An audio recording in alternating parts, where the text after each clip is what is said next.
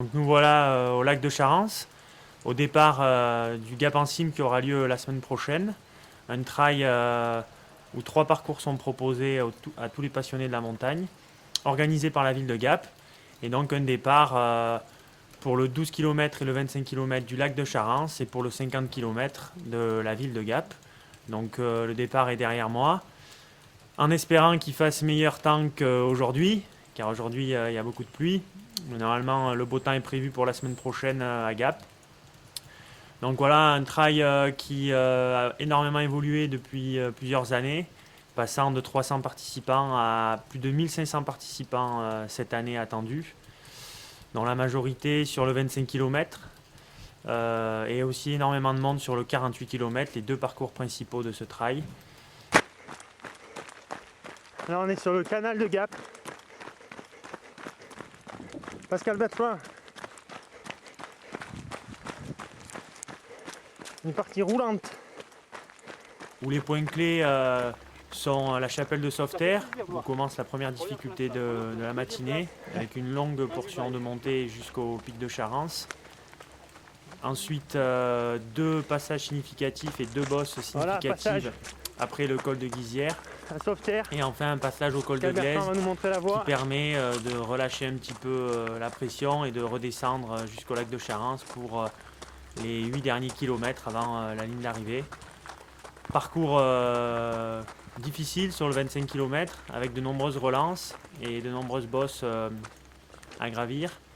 Et bien sûr difficile dans le sens où il n'y a que 25 km, j'ai envie de dire, la montée, et où forcément longue montée en le direction rythme reste assez de élevé. la brèche. Aujourd'hui, parcours encore plus difficile avec la présence de la pluie, mais c'est le trail, c'est la montagne et il faut s'adapter aux conditions de celle-ci. Donc très beau parcours malgré la pluie et les conditions météo. Un petit mot Pascal Bertrand? Ouais, c'est quand même dur, hein, avec le manque d'entraînement. Stéphane Ricard il mène la vie dure quand même, je pense. Hein. Montée. Terrible montée du Cuchon.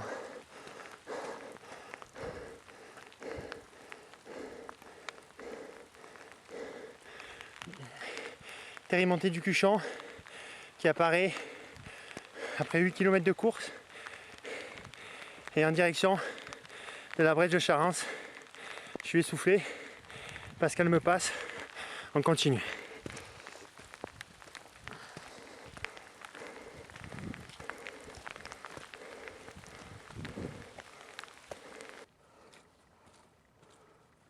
Il faut que tu montes, hein.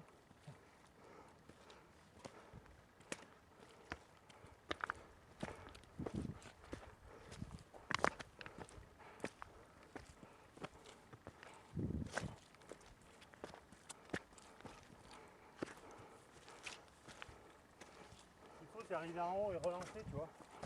Ah ouais.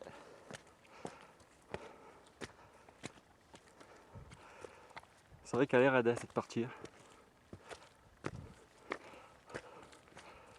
Ah si il pleut c'est à cata je pense. Hein. Ouais, mais s'il pleut, il ne faut pas passer par là. Hein.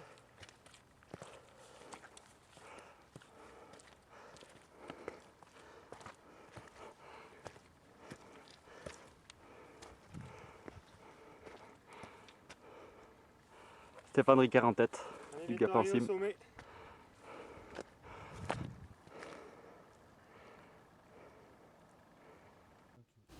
Donc je vous donne rendez-vous le dimanche 7 octobre au lac de Charance pour cette 5e édition du Trail Gap en Cime où plus de 1500 participants sont attendus sur les 3 parcours proposés.